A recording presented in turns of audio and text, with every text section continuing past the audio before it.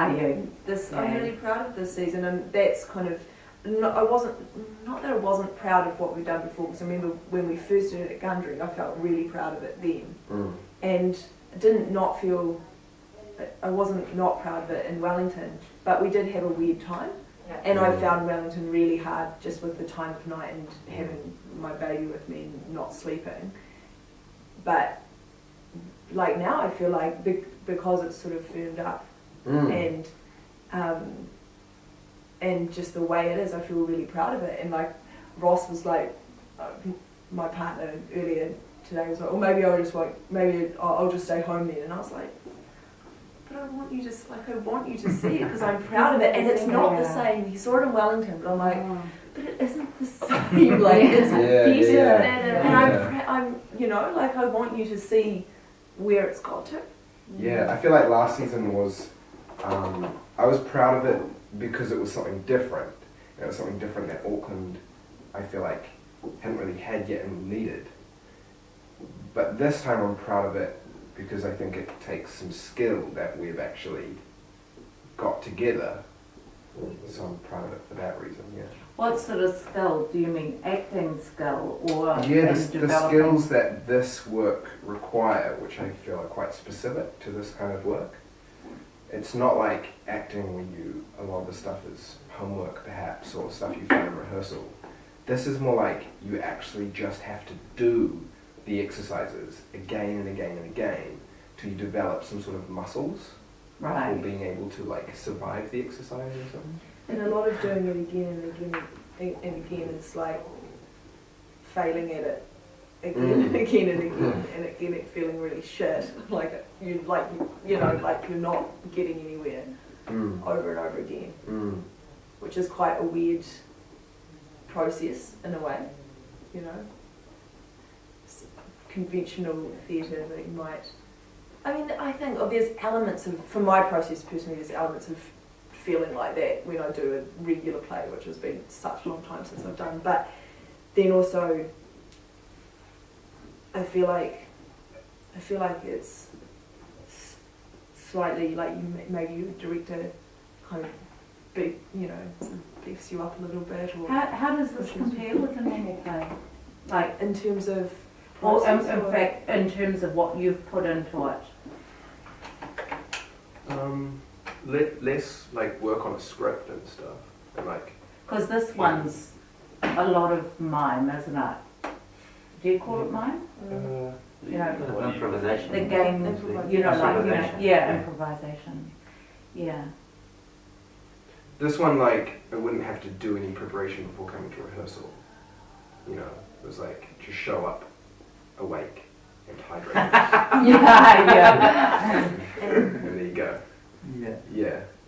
Whereas a normal show, you have to like learn your lines and sort of know where this line comes from and why this person is saying that, and maybe make up a little bit of character or something. It's like a lot of other homework. But also in a straight play, you can kind of fake it. Yeah. Well, I find I can quite easily with smoke and mirrors be thinking about your shopping the whole time and it still kind of comes off okay, because you've got a script and you've got cues and if you just kind of hit your marks do it to the right rhythm too, eh? Like, and do some really great pretending to be present, it kind of can work. Whereas this show can't. There's no... You just can't hide. You can't. There's no story. There's no character. And you have to be present because you have to be. It's just about that. It's all about responding. And being real. Everything's a response. As soon as it gets too performed, that's when it starts to go. Yeah, you can. You really need to put yourself in a space of risk. So in some ways, it's a lot harder work than a straight play, but it's also, I find, infinitely more satisfying. Yeah, I find it easier just because it's like I begin the show and I don't think and then I finish the show. You just kind of have to be present the whole time as opposed to thinking about whether you got that subtext out right. Real present, not like fake, I'm listening to you in the scene present. The thing I've found the same is just that little personal part of my process which goes at some point inevitably in in the build up to a season goes, you're really shit, you're terrible, you're the worst in the cast, you can't do this, you're a shit improviser, you have no good ideas.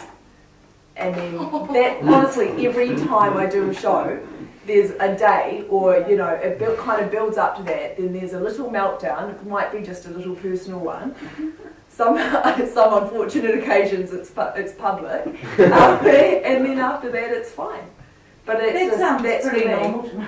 That's a normal Like, part of my process. So that apparently doesn't change between straight plays and kooky plays. Oh wow. But Does everybody go through that? Like feeling like a loser and then yeah. feeling like better than, a whole lot better than. Yeah.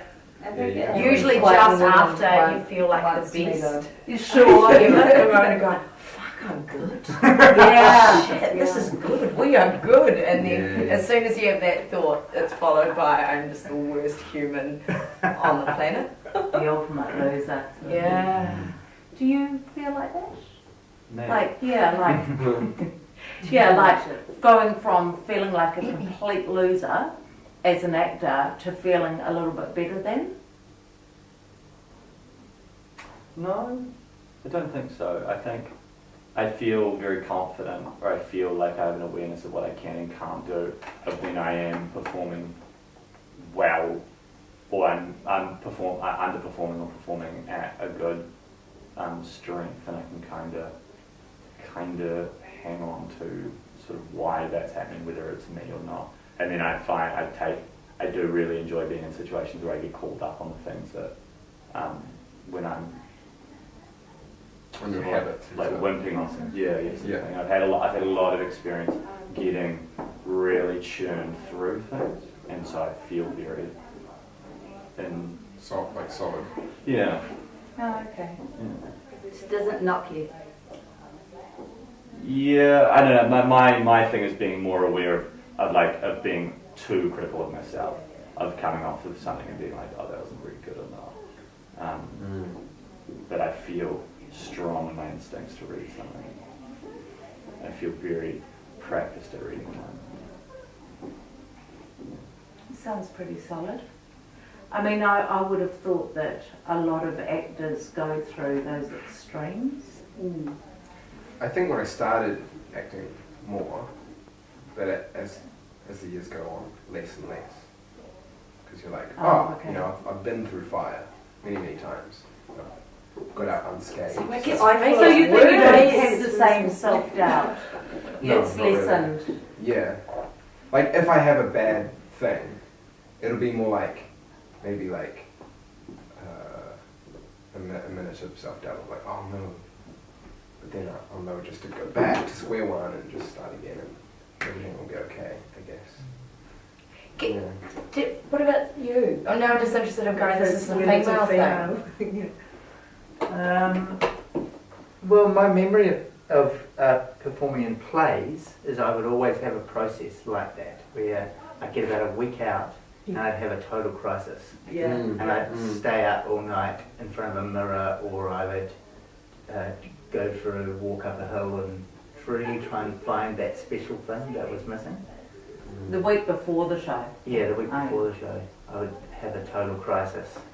But I think it's sort of it's a justifiable crisis. I think that you've got to translate technical information into somehow a kind of a magic moment. Yeah, And you've got totally. to have some sort of magic, right? Because I sort of feel And like that's got to come from not necessarily in the rehearsal Yeah. room. It's actually got to come.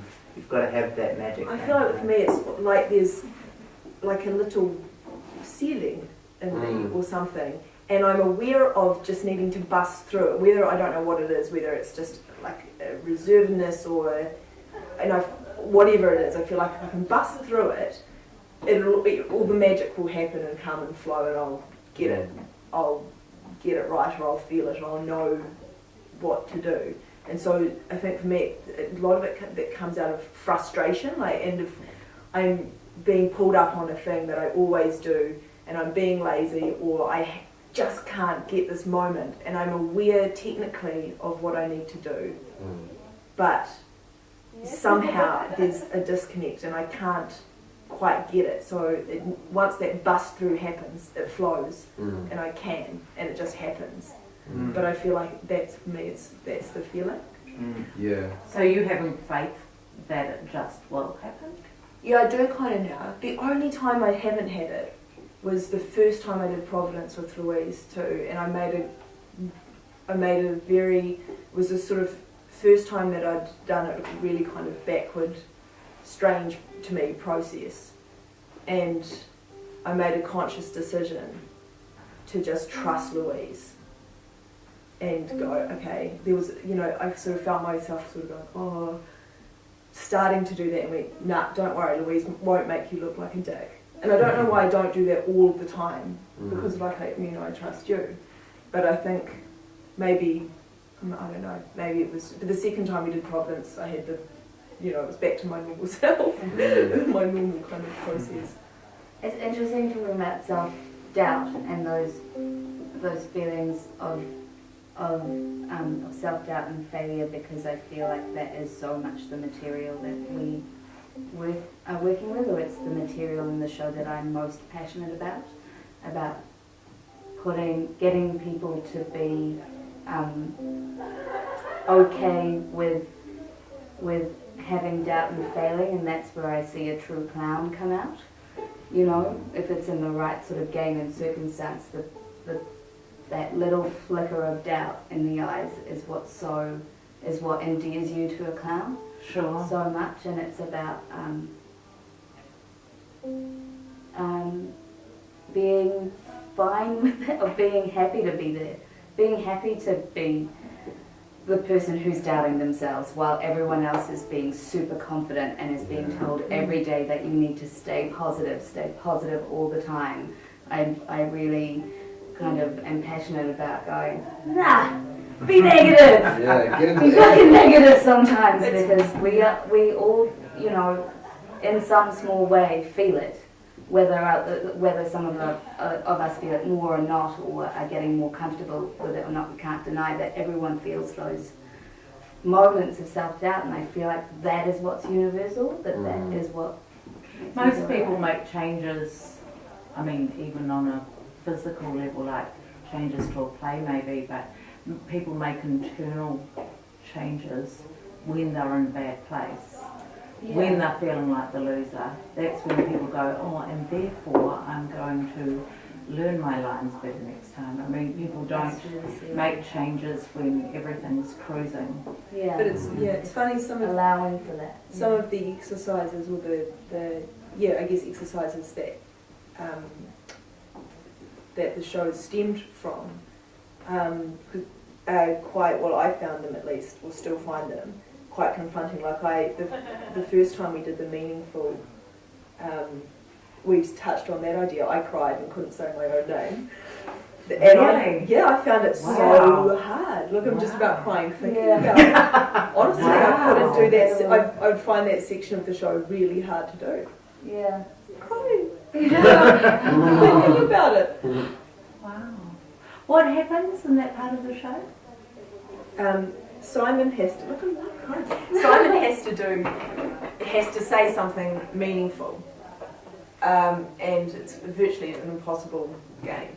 And Julia is at the other end of the stage Saying, going, no. no, that's not good enough.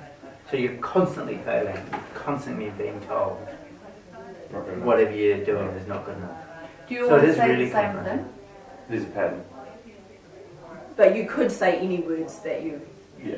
think of, or And so you're continually getting that negative reinforcement from, Yeah. and it So it's really does interesting. hurt.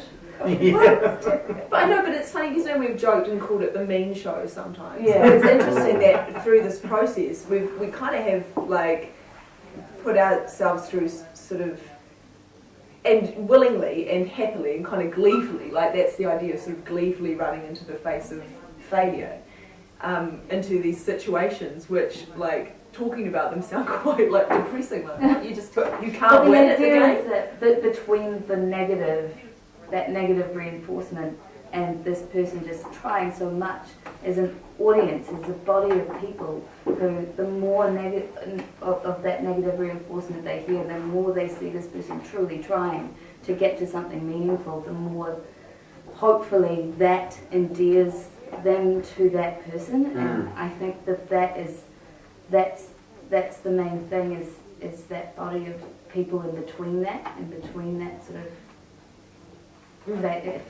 Wanting the best for them. Yeah.